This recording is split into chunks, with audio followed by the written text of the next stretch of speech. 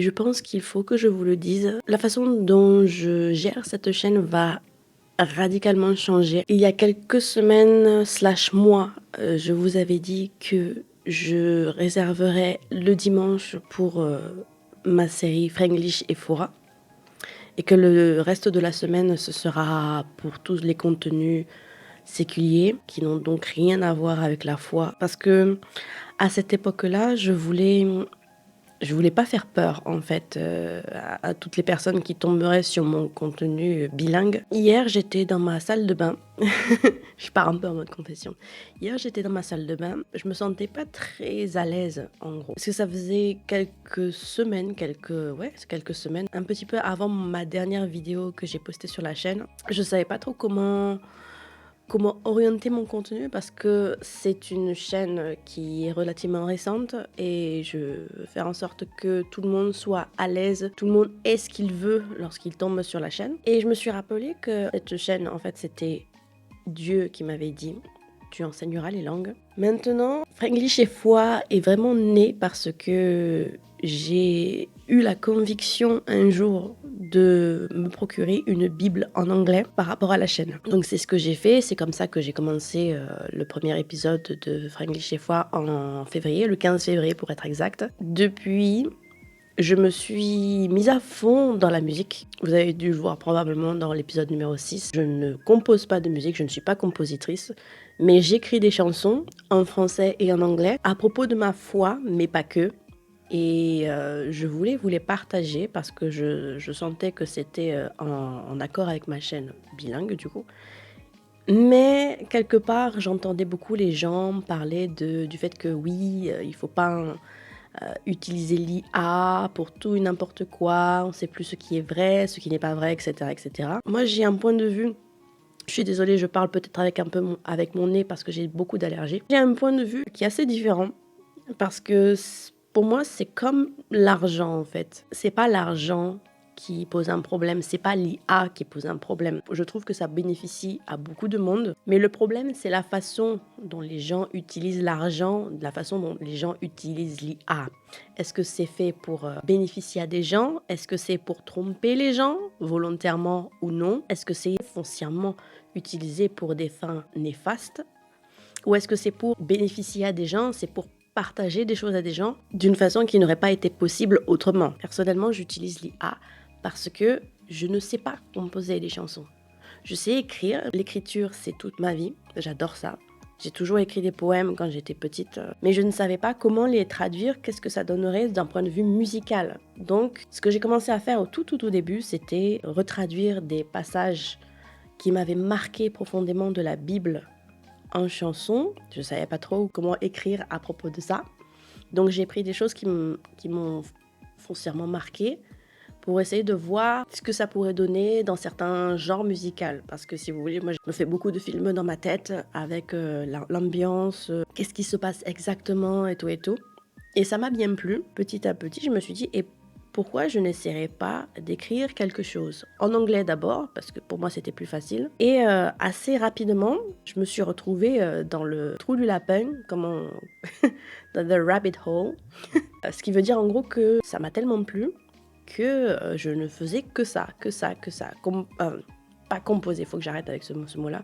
Je ne faisais que écrire des chansons, imaginer des chansons, imaginer des choses, ou alors retranscrire des choses que j'avais moi-même vécues, dans l'optique de les partager avec vous, à partager avec d'autres personnes, d'autres frères et sœurs en Christ, ou bien les interpréter moi-même une fois que je serai suffisamment à l'aise avec les genres, avec le texte, etc., etc. J'utilise cette IA pour avoir un avant-goût de ce que ça pourrait donner si moi je l'interprétais en fait. Et ça me convient comme ça, je compte vous les sortir.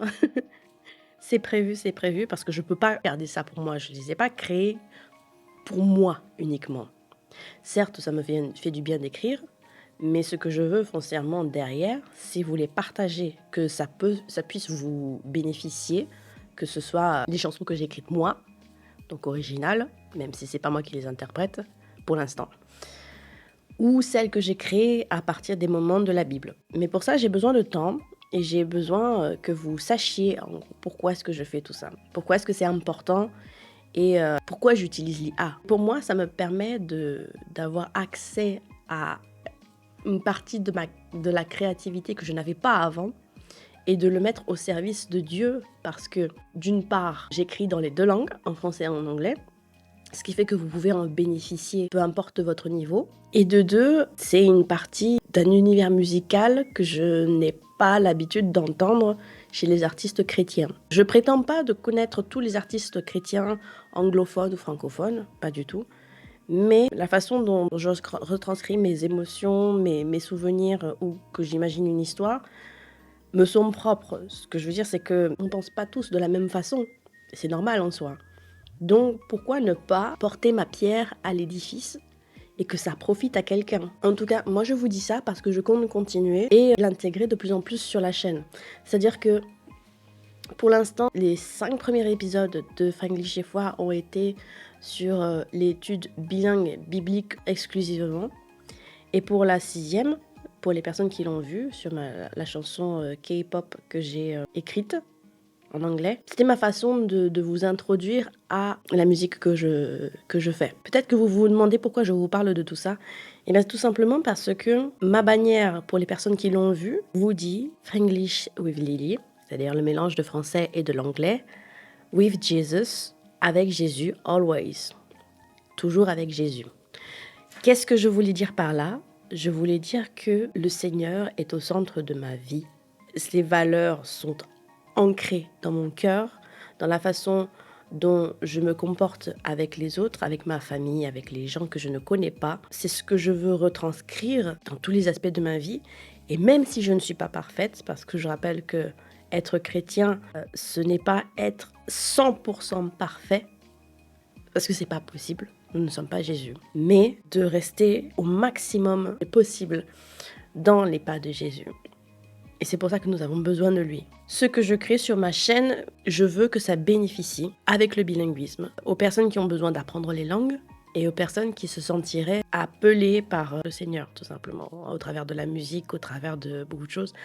On dit souvent que la musique adoucit les mœurs, et je suis d'accord parce que je vous raconterai pas le nombre de personnes que j'ai vues sous les commentaires d'artistes chrétiens disant que une chanson d'eux en particulier les a amenés à Christ.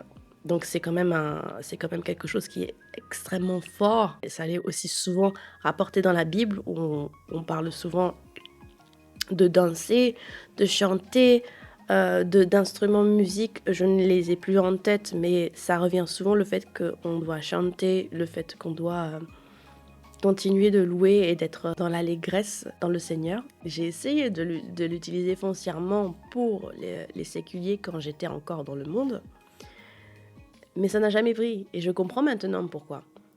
Donc, pour en revenir avec la bannière, je suis désolée, je pars dans tous les sens. Je sentais que j'avais un blocage dans ma création d'un contenu. Je ne pouvais plus tenir ce que j'avais décidé à la base de ne pas parler de foi, de ne pas intégrer de manière délibérée et in your face en semaine. Et je sentais que c'était de plus en plus impossible parce que je me sentais tiraillée puissance XXXL, puisque j'avais des choses dont je voulais parler, je ne savais pas trop comment le faire parce que Jésus est de me dire je ne peux pas ne pas dire que oui, c'est lui qui m'a inspiré. Je ne peux pas dire je vais volontairement le mettre de côté pendant la semaine et vous le présenter que le dimanche. C'est pas possible. Je me sentais coincée en fait. Je me sentais comme si je faisais du compromis pour ne pas effrayer les personnes qui ne sont pas encore en Christ. Et hier soir, j'étais là en train de parler avec le Seigneur, j'étais en train de prier dans ma salle de bain, j'étais en train de lui dire que je ne savais pas comment me dépatouiller avec ça, que je ne voyais pas comment je pouvais continuer dans l'obéissance si je n'étais pas claire avec vous et que je vous disais que je ne peux plus continuer à fonctionner comme ça. Et tant pis si ça en fait fuir certains, en fait. Parce que ma bannière est là depuis longtemps, depuis quelques mois maintenant. Et elle est vraie. En gros, Je vais continuer à faire du contenu, vous inquiétez pas, que ce soit des sketchs, que ce soit des pâtisseries. Fringly chez Foie le dimanche. Alors, tous les dimanches, je suis pas sûre à 100%, parce qu'on n'est pas à l'abri qu'il se passe des choses. Si je me sens inspirée pour faire un épisode de Fringly chez Foie de dimanche spécifiquement, je le ferai. Mais ce ne sera pas systématique, je veux que vous le sachiez, parce que c'est vrai que ça me restreint beaucoup. Et le reste de la semaine, si je sens que j'ai envie de parler de ma foi pendant quelques instants dans mon contenu normal, je le ferai, sans plus compromettre quoi que ce soit. Donc je peux comprendre que les personnes qui sont encore super rattachées à ce que je disais sur le fait que en semaine, non, et le dimanche, oui. Je peux comprendre que ça ne vous plaise pas, je peux comprendre que vous vous sentiez lésé, je suis désolée pour vous. Mais je sens que si je continue comme ça, bon déjà je ne suis pas claire avec le Seigneur, d'une part, et ensuite je ne peux plus, je bloque vraiment, c'est comme si j'avais un blocage physique qui me dit non, tu ne peux pas continuer à travailler. Il y a quelque chose qui te manque en fait. Donc j'arrête les compromis, je vous parlerai n'importe quand de ma foi. Si j'ai envie de vous chanter des chansons que j'ai écrites ou pas, je le ferai, peu importe qu'elles parlent de foi exclusivement ou pas. Il n'y aura pas de glorification des vices hein, pour les épisodes de Fringly chez Foie. Ce ne sera pas tous les week-ends, si je le sens pas. Ça vient pas de moi, ça vient parce que j'ai reçu une conviction du Saint-Esprit qui me dit, ce verset-là, c'est comme si dans ma tête, il le surlignait en gros, ou il le faisait... où il le mettait littéralement en lumière dans mon esprit, de sorte à ce que mon attention soit focalisée dessus. Et qu'est-ce qui va se passer dans ces cas-là? Soit je vais avoir envie d'écrire à propos de ça, d'écrire dessus, ou de faire carrément un épisode entier sur le verset, ou sur un passage de la Bible, etc., etc. Donc, je vous promets rien. Si ça vous dérange que je parle du Seigneur n'importe quand, vous n'êtes pas sur la bonne chaîne. C'est tout ce que j'ai à dire. Pour les personnes qui choisissent de continuer à me suivre malgré tout, je suis ravie de vous compter près de moi, si je peux dire ça comme ça. Et pour les personnes qui décident de partir suite à tout ça, je vous souhaite de trouver ce qui vous convient. J'espère que ce message, même s'il est un petit peu long, sera suffisamment clair pour toutes les personnes qui se demandent un petit peu pourquoi est-ce que j'ai momentanément disparu. Je vous dis peut-être à la prochaine fois, si vous êtes encore là et si vous voulez rester. Et que Dieu vous garde, tout simplement. Bye!